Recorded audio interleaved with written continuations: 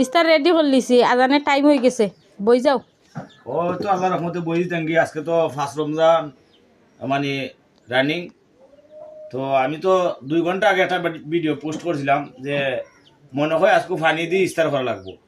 আল্লাহর রহমতে দেখা যায় ফানি লাগছে না, যেটা ভাবছিলাম এই লেখায় না, এটা ভাবনার চিন্তার মানে উল্টো হয়ে গেছি। আল্লাহর রহমতে যথেষ্ট পরিমাণ মানে আইটেম আছে ইস্তারের মতো।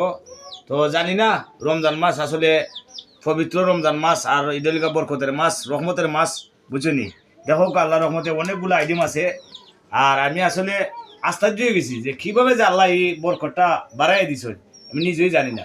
যাই হোক, আপনারা যেবা যারা আমার মতো আসেন, আপনারা সবাই এই রমজান মাস কে আপনারা চিন্তা করবা না যে না খাইয়ে যে মানে উপাস যে কষ্ট করবা, এমন কোনো চিন্তা ভাবনা নাই।